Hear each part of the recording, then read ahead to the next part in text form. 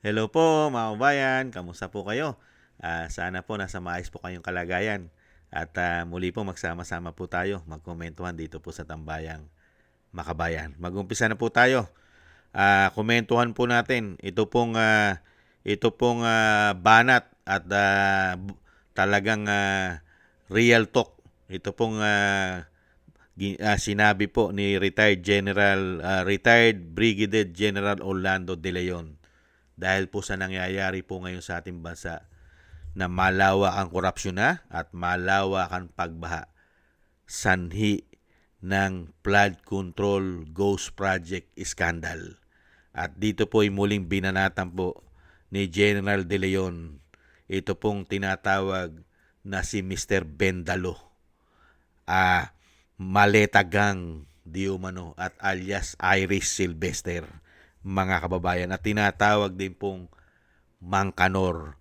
Ito po mga kababayan, basahin po natin ang sinasabi po ni General De Leon. Ito po ang batikos po ni General De Leon kay Tulpo, kay Erwin Tulpo. Ikaw Tulpo, ngayon mo sabihin ang move on, animal ka. Hanapin nyo nga si Erwin Iris Sylvester Tulpo sa gitna ng baha. Yes, yung Bendalo Tulpo, mga kababayan. Ikaw Tulpo, ngayon sabihin mo mag-move on, animal ka. Mga kababayan, yan po ang sinasabi po ni General De Leon. Ano po, ito po yung sinasabi niya noon nung nakaraan po. Hindi po ba sinasabi ni Tulpo yan?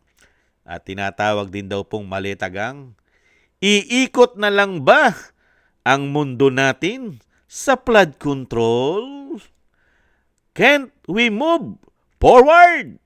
Marami pa namang problema na dapat imbestigahan. Senator Erwin Tulpo. Iikot na nga lang ba ang mundo natin sa flood control? Yan po mga kababayan.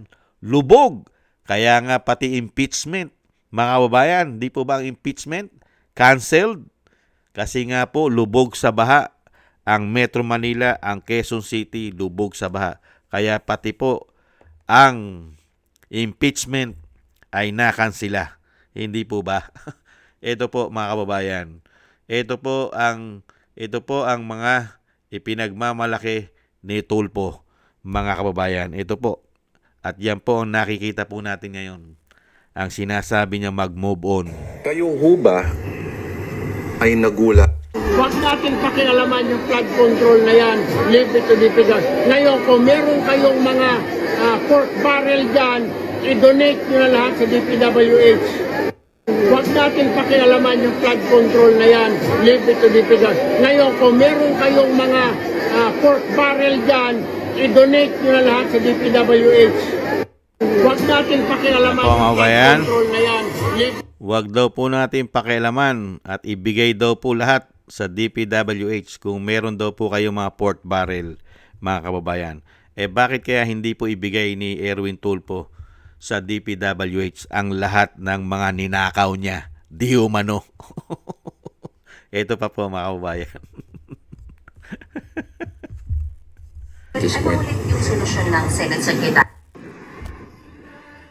Iikot na lang ba ang mundo natin sa flood control? Can't we move forward? Marami pa namang problema na dapat imbestigahan. Huwag natin pakialaman yung flood control na yan. Huwag pakialaman daw ang flood control. Huwag natin pakialaman yung flood control na yan. Leave it to the figures. Ngayon, kung meron kayong mga pork barrel dyan, i-donate nyo na lahat sa DPWH. Walang kailangan. Iikot na lang ba ang mundo natin sa flood control?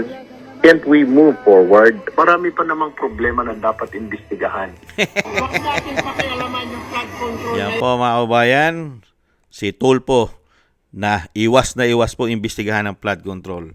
Kaya nga po naipakulong si Marcoleta dahil po si Senator Marcoleta ay hinahanap po at pilit po na gustong panagutin ang mga magnanakaw sa flood control.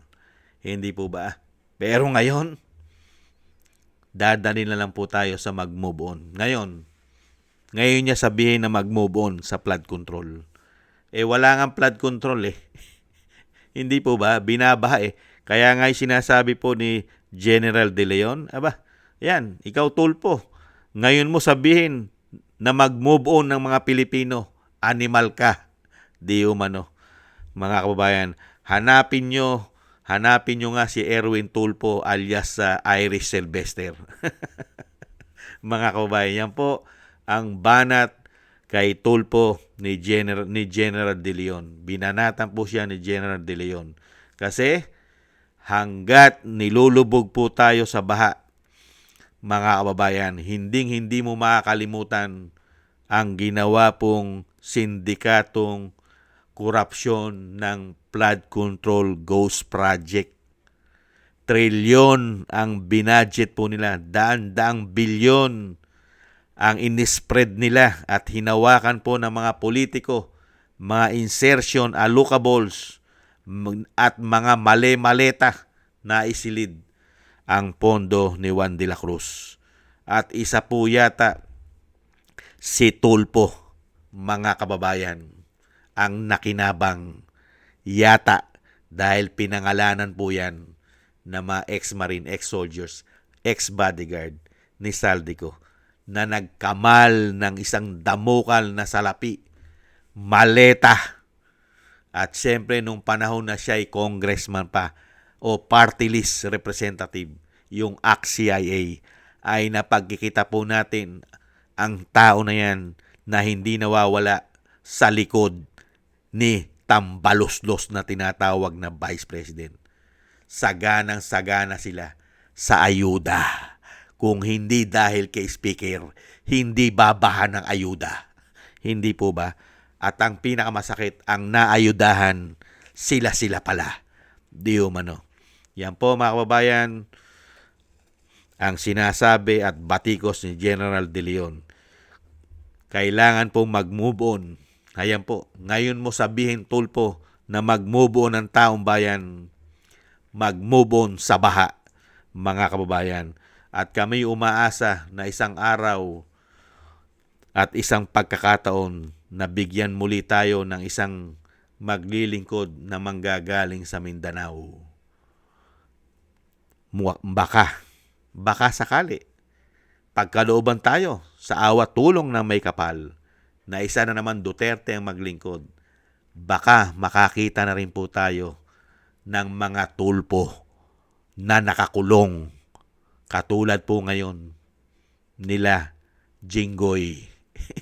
Hindi kaya makakita tayo ng mga tulpo na nakakulong din? Di umano? Dahil halos lahat po ng pamilya tulpo ay mukhang sangkot sa mga insertion allocables. Hindi kaya sa flood control at maleta? Nagtatanong lang tayo. At yan po ang baka mangyari sa susunod na panahon. Makakita po tayo ng mga tulpo na humihimas ng rehas. Hindi kaya Sylvester Irish. Mga kababayan, excuse me po. Maraming salamat po sa inyo, Retired Brigadier General Orlando De Leon. Dahil nakikita nyo po ang malawakang nakawan na ginagawa po ng mga buhaya na sakim sa pera at kapangyarihan. Maraming salamat po, General De Leon. Thank you po, sir. At thank you rin po sa inyo, mga kabayan, sa nagusto po natin tambayang mga kabayan sa YouTube at TikTok. At ganun din po sa inyo po mga nagko-comment, like, share, and subscribe at patuloy po nagsusubscribe. Shoutout po sa inyong lahat. At thank you rin po sa mga nagbibigay po ng tulong at biyaya. Shoutout po kay Eric Hershio from Canada, Kingston from Hong Kong, Beichi Chiyoko, Jake Yahut from California, USA, Gina Ray from Berlin, Germany, Julieta Silona from Sydney, Australia, Baby Roman at Isa from Cagayan Valley, Jem Aris from United Arab Emirates, Jobilin Watanabe from Japan, ako si Pilam, Anijo, Chudorico Erguisa Jr., Arpel Villacorta, Wills Bubbles, si Rosalina, si Michelle Yamaguchi from Japan, Norma Garcia, Mary Natividad Blinden from Netherlands, Gayat Chena, Tatay Nick from Toronto, Canada, Nancy Lumampaw, Balance Vision TV, Jesus Valdipena, Rolando Guerrero, Mila Yi, Felipe Shapno from Texas, USA, Rolando Timbol from Alberta, Canada, Ma'am LB Sermani from North Miami, Florida, USA, Melchorita Espinosa from Orlando, Florida, USA, Arthur Estraniero from USA, Randy Crispino from Pasig, Mika Legaspi, Tessie Mantilla from Kuwait, Frank Zamora from California, USA, at Romulo de Binagracia from Bacolod City. Shoutout po sa inyo lahat. Ingat-ingat po kayo sa inyo po mga paggawa. At tiis-tiis lang po tayo mga kabayan at magdasal po at samahan po natin ng maraming dasal nang tayo po maingatan. God bless po sa inyong lahat. Paalam. Bye-bye.